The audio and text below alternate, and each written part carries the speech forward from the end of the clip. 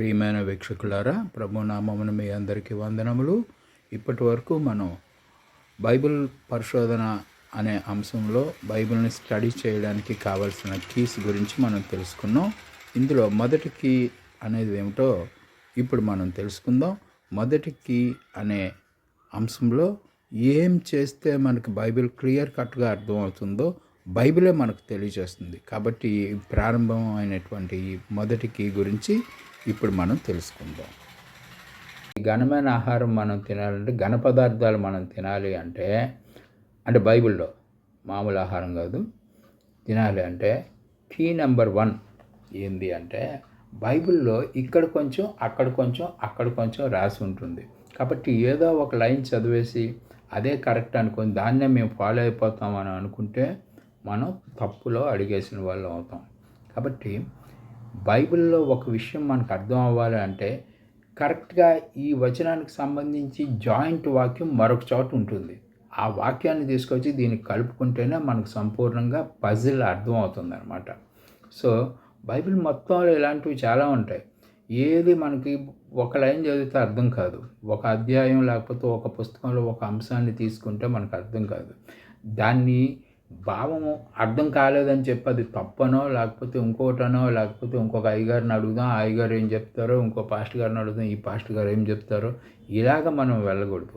బైబిల్లో కంటిన్యూ చేస్తూ ఉండాలి. ఆ పాయింట్ గుర్తుపెట్టుకొని, ఆది కాండంలో మనకి ఏదో పాయింట్కి ఆన్సర్ దొరకలేదు, అక్కడ రాయలేదు, కాబట్టి అది దృష్టిలో పెట్టుకొని మనం అలా ముందుకు నడుచుకుంటూ అంటే బైబిల్ని చదువుకుంటూ ముందుకెళ్తే ఏదో ఒక బుక్లో దీనికి సంబంధించిన ఆన్సర్ అక్కడ ఉంటుంది. సో దాన్ని తీసుకొచ్చి దీనికి యాడ్ చేసుకుంటేనే మనకి బైబిల్ బోధపడుతుంది. ఇది కీ నెంబర్ 1. ఇది నేను చెప్పానని కాదు, అది బైబిల్లో ఉంది అలా రాసి. చూడండి, for the precept must be upon the precept upon the precept, leave upon line, line upon line, here a little and there a little అంటాడు. Here a little and there a little, ఇది యెషయా 28:10లో ఉంటుంది. ఇక్కడ కొంచెం అక్కడ కొంచెం రాయబడి ఉన్నది. కాబట్టి దాన్ని మీరు అర్థం చేసుకుని ఆ విధంగా జాయింట్ చేసుకుని మాత్రమే మీరు చదవగలుగుతారు. అయితే ఇంకోటి, ఈ ఈ ఈ చదివేటప్పుడు ఈ టీచింగ్ రూల్స్ అన్నమాట ఇవి. Here a precept means teachings. ఇక్కడ కొంచెం అక్కడ కొంచెం ఉన్నది అని చెప్తున్నారు కదా, తెలుగు బైబిల్లో అట్లా ఉంటుంది. ఈ లేఖనాలు బోధించే విధం అన్నమాట. ఇక్కడ ఒక లేఖనం ఉంటుంది, ఇంకో చోట ఇంకొక లేఖనం ఉంటుంది. ఈ రెండింటిని కలిపితేనే మీకు సంపూర్ణమైన ఆన్సర్ వస్తుంది. The words required for study are scattered in the Bible as they are here a little there a little. కాబట్టి ఒక విషయాన్ని దేవ గ్రంథం ఎలా మర్మంగా దాచింది అంటే, ఒకే విషయం అది 2 భాగాలుగా 3 భాగాలుగా చేసి ఈ బైబిల్లో 2-3 ఆథర్స్ చేత వేరే వేరేగా రాపించాడు దేవుడు. ఎందుకు అట్లా రాపించాడు? సింపుల్గా రాసేస్తే అర్థం చేసుకునే వాళ్ళం కదా మనం అని మనకు అనిపిస్తుంది, కానీ అట్లా అర్థం చేసుకోవడానికి లేదు. దేవునికి ఏం కావాలంటే వెతికి తనని ఆసక్తిగా వెతికేవాడు గురించి ఆయన వెతుకుతున్నాడు.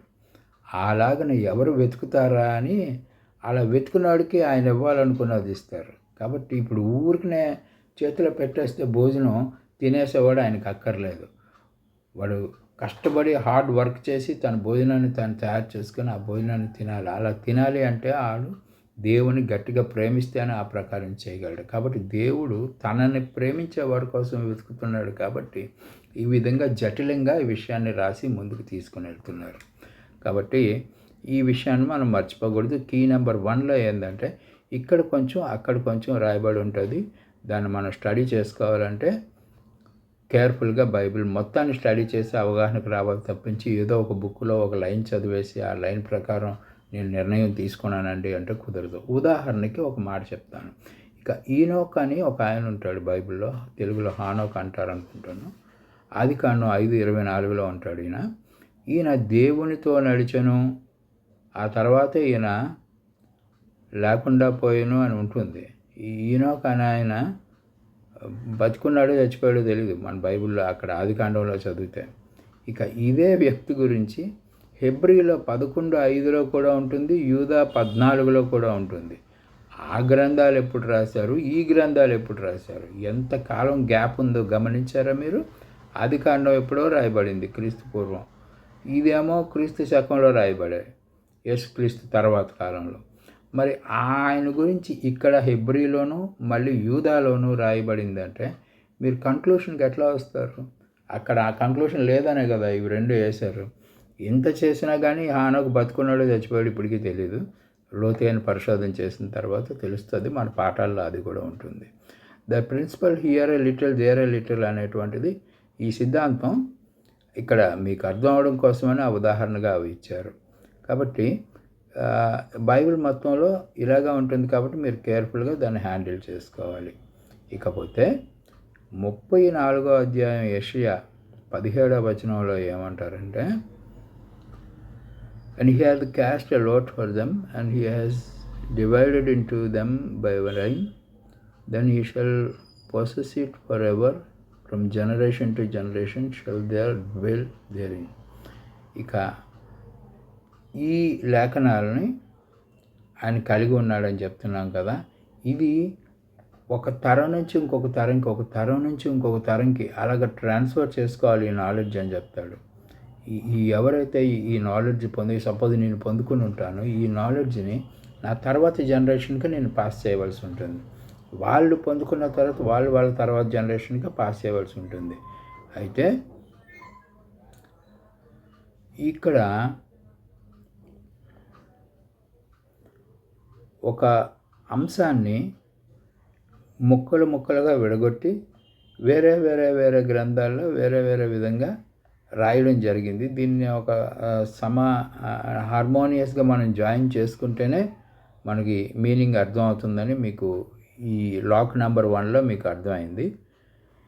ఇది divine system of locking the truth అంటారు. ఎందుకంటే ఈ దానియేలు గ్రంథంలో మీరు చూస్తే ఈ గ్రంథాన్ని ముద్ర వేయము అని రాసి ఉంటుంది అక్కడ దానియేలుకి. అంటే ముద్ర వేయడం అంటే దానియేలు ఆ గ్రంథం తయారు చేసి దాన్ని శుభ్రంగా గట్టిగా కట్టిపెట్టేసి లాక్ చేసి ప్యాక్ చేసి ఎక్కడ పడేయడం కాదు. బుక్ ఓపెన్లోనే ఉంటుంది, కానీ అది చదివితే ఎవరికి అర్థం కాదు. అది లాక్ చేయడం అంటే చదివినా అర్థం కాకుండా ఉండే విధంగా దేవుడు ఈ గ్రంథాన్ని లాక్ చేశాడు. ఈ లాకింగ్ సిస్టమ్ ఏంటంటే ఇక్కడ కొంచెం అక్కడ కొంచెం ఇంకొక దగ్గర కొంచెం రాయడం. కాబట్టి ఈ లాక్స్ రిలీజ్ చేయడానికి ఇప్పుడు తాళపు చెవి మన దగ్గర ఉంది. ఈ తాళపు చెవే ఇప్పుడు మనం మాట్లాడుకున్న అంశం. కాబట్టి ఈ తాళపు చెవితో ఆ లాక్ ప్యాడ్ని మనం ఓపెన్ చేస్తే మనకు విషయం అర్థం అవుతుందని మనం తెలుసుకోవాల్సి ఉంటుంది.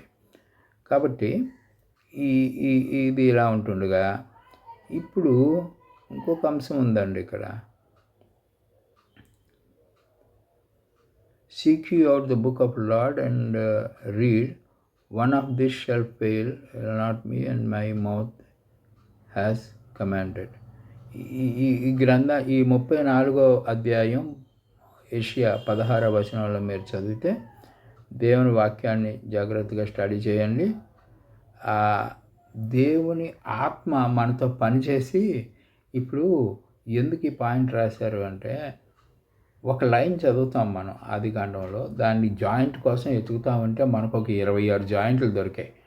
ఈ 26 వర్సెస్లో ఏ వర్స్ ఆదికాండంలో మనం చదివిన వర్స్కి జాయిన్ అవుతుంది అనేది మనకు తెలీదు. కరెక్ట్గా జాయిన్ చేసుకోకపోతే కూడా మిస్అండర్స్టాండ్ అయిపోతుంది. కాబట్టి ఈ స్టడీ చేసేటప్పుడు దేవుని ఆత్మ మీతో పనిచేస్తుంది. When ever you going to search the word of God, దేవుని వాక్యాన్ని మీరు వెతుకుతూ ఉండాలని కృత నిశ్చయంతో ఉండేటప్పుడు, మీ జాయింట్ వాక్యాలు వెతికేటప్పుడు మీకు అనేకమైన వాక్యాలు దొరికితే ఆ వాక్యాల్లో ఏ వాక్యాన్ని దీనికి జాయిన్ చేస్తే కరెక్ట్గా మ్యాచ్ అవుతుంది అనేది హోలీ స్పిరిట్ చెప్తుంది మీకు. Spirit will work with you. దేవుని ఆత్మ మీతో పని చేస్తుంది. మీరు జాయిన్ చేయాలి అనే కృత నిశ్చయంతో ముందుకు వెళ్తున్నప్పుడు దేవుని ఆత్మ మీతో పనిచేస్తుంది. ఆ పని చేసినప్పుడు మీకు ఎగ్జాక్ట్గా మీనింగ్ దొరుకుతుంది. మీకు దొరికిన సొల్యూషన్ మరి ఏ పాస్ట్ గారికి కానీ ఏ గారికి కానీ దొరకదు. ఎందుకంటే you are only the person who has working hard for that. దాని గురించి గట్టిగా కృషి చేసి పని చేస్తున్న వాళ్ళు మీరే. కాబట్టి మీతో దేవుని ఆత్మ ఆ విధంగా పనిచేస్తుంది. కాబట్టి ఇక్కడ ఏమంటారంటే ప్రతి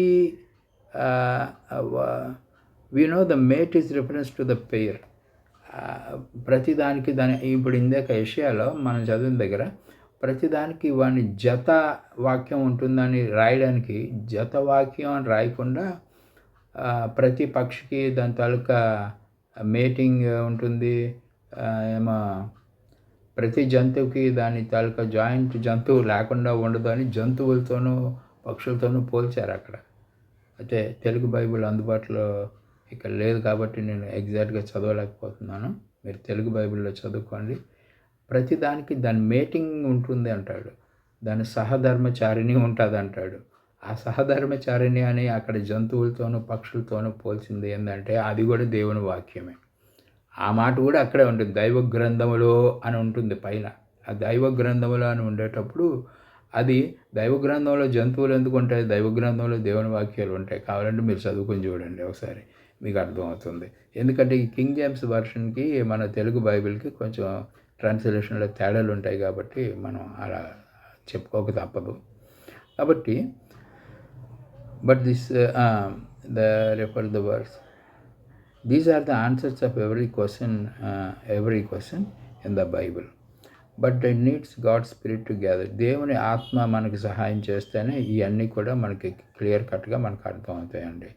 ఇక అసలు పాయింట్ ఏంటంటే యెషయా 28:10-13లో notice the similar language at great difference in 2 verses.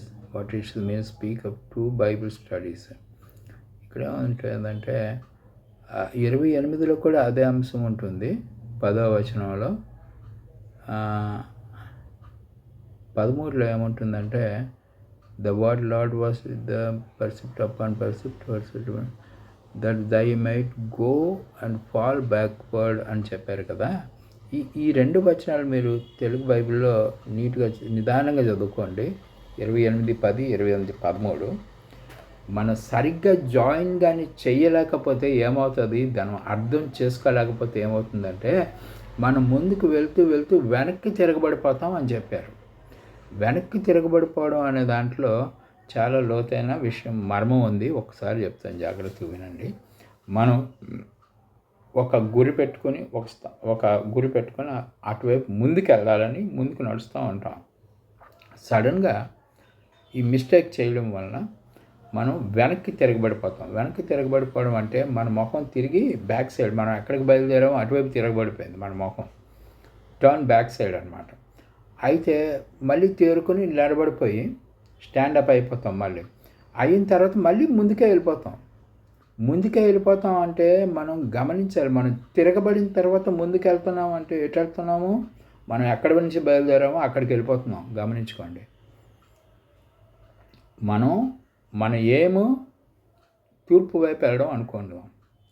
తూర్పుకు వెళ్తున్న మనం సడన్గా వెనక్కి తిరగబడిపోయామంటే మన ముఖం ఎటు వచ్చేసింది, పడమర వైపు వచ్చింది.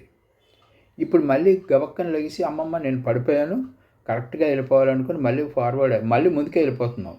అప్పుడు నిజానికి నువ్వు వెళ్తున్నది తూర్పు వైపు కాదు, పడమర వైపు వెళ్ళిపోతున్నావు.